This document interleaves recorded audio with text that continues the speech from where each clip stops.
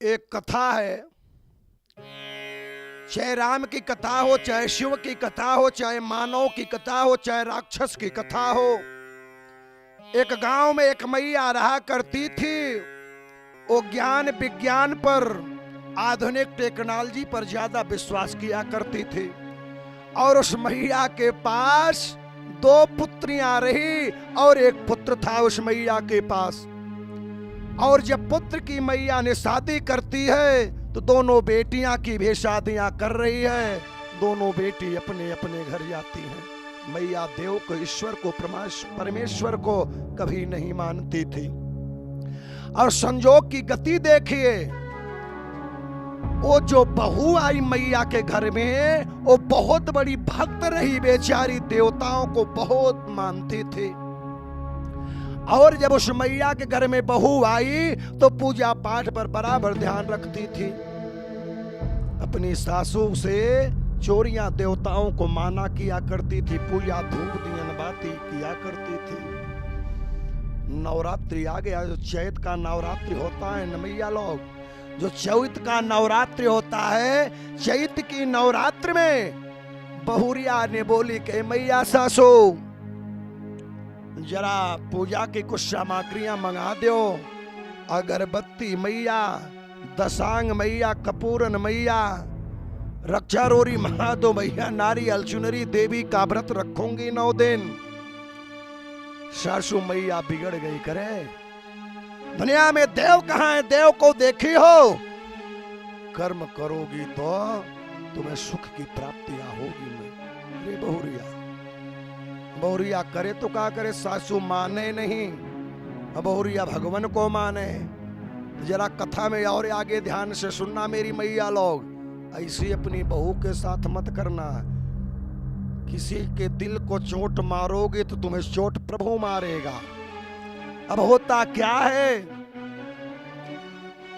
चोरी छिपके बहुरिया तो भगवान की पूजाएं कर रही है, देवी का व्रत तो रख रही है, लेकिन परिस्थितियां हमेशा बराबर ना होती है।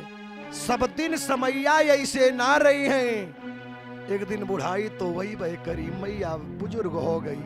और जब मैया बुजुर्ग हो गई तो मैया के साथ भगवान की लीला देखिए क्या हुआ।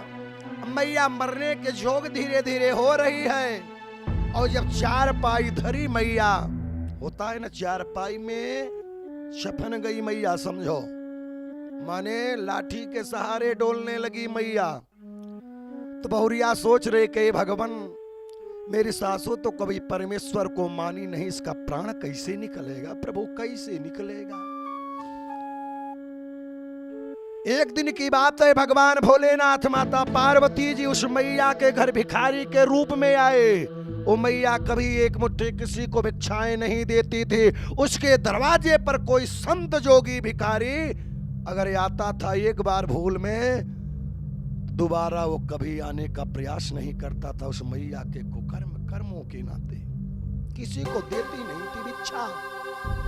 और जब भगवान भिखारी के रूप में आए माता गौरा पार्वती जी के साथ में, तो होता है ना कहीं गांवों में जब साधु वधु आते हैं तो कितनी बहुरियां हैं, कितनी दुल्हन उल्हन होती हैं, जाई के हाथ दिखाती हैं कि जरा बाबा जी देखिए मेरी एक सासू मैया है जो आज 2 वर्ष से खाट पर लेटी है, लाठी के सहारे डोलती है। बाबा जी जरा उस बताइए मेरी सासू की मौत कब है। वहां तो भगवान भिखारी के भेष में आए हैं। भगवान अंतर्यामी बोले बच्चा, अभी तेरी सासू की उम्र तो बहुत बाकी है रे बच्चा।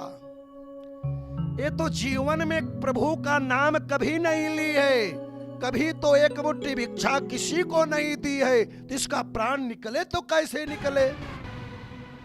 बहुरिया क्षमा मांगी, भगवान आप देव के स्वरूप हो।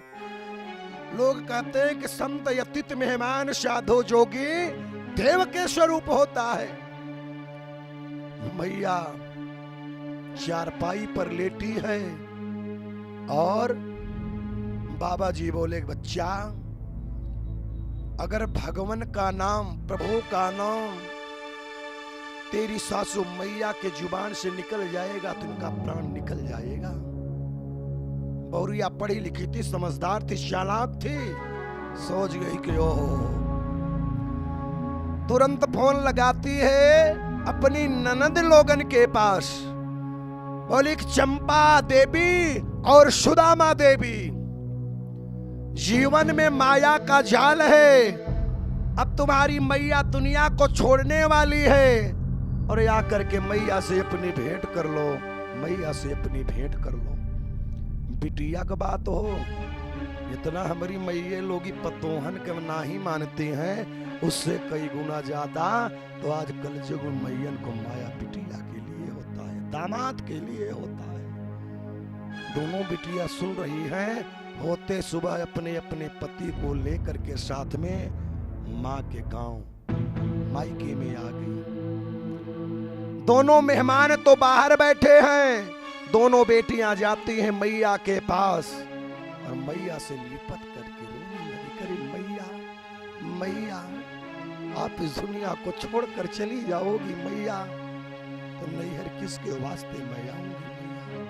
मैया ने बोले घबराओ मत बिटिया, अभी तो मैं कई वर्ष रहूंगी धरती पर। हालन चालन हो रही है, वार्तालाप माँ पुत्री से हो रहा है, और इधर जो बहुरिया रही वो छिप छिप करके सारी बात को सुन रही थी, वो छिप छिप के सारी बात को सुन रही थी।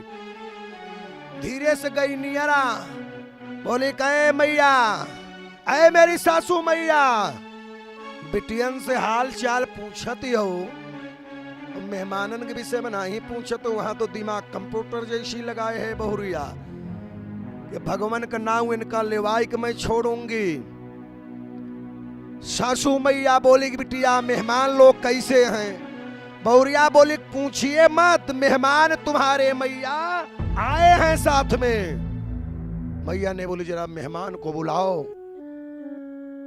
पद में सरहज लगती थी, बहुरिया ने गई, बोली कि नंदोई लोग आप चलिए, माँ का आदेश है, माँ का बुलावा है। जब दोनों दामाद मैया के पास गए, अपनी सासू मैया के पास गए, तो उस वक्त की बात जरा कथाएं सुन के जानो, सत्संग सुन के जानो मेरी मैया बहिनी लोग। बुढ़िया बड़ी चालाक थी, मैया बहुत समझदार थी, भगवान को नहीं मानती थी। और जब मैया के पास दोनों दामाद लोग बैठ करके हाल चाल करने लगे, तो बहुरिया बोली करे मैया चिन्हतो हो, खाली हालन चालन कही रही हो? मैया बोली चिन्हत। बहुरिया बोली के एकदम नहीं चिन्हत हो, अगर चिन्हत हो तो दोनों दामादन के बतावा के कौन है के कौन है। बहुरिया सोचे कि ही बहाने हरि के नाम ले ले, लेकिन बुढ़िया लगाए से अपन दिमाग कहे फलाने की बिटिया, ये जो मोरे गोड़वरिया बैठे हैं ये चंपवा के मनसेधु हैं, बिटिया चंपा के मनसेधु का नाम रहा श्री राम। भगवान का नाम ना ही ले बताई देता है। अब बोली जो गोड़वरिया मोरे बैठा है मुड़वरिया, ये तो सुदामवा के मनसेधु हैं जिनका नाम शिव शंकर रहा। बहुरिया दांते अंगुली दाबे धन्य हो प्रभु, अब तो इनके जीवन में मुसीबत खड़ी है। दोनों दामादन का नाम ना ही लेती है मैया, भगवान का नाम जिह्वा से नहीं लिया, दोनों दामादों का परिचय करा दी। ऐसी ऐसी भक्त मेरी मैया आज दुनिया में है। ऐ मेरी माताओं लोग सुन लो ध्यान से, अगर बहू जिस घर में पुजारी ने आ जावे, जिस घर में चरित्रवान बहू आ जाए, जो भगवान को साक्षी माने, और सूर्य उदय होने से पहले जिस घर की बहुएं जाग जाती हैं, उस घर में हमेशा सुख की प्राप्तियां होती है। इसी के साथ मैं अपने कथे को विराम कर रहा हूं। प्रेम से बोलिए भगवान भोलेनाथ के।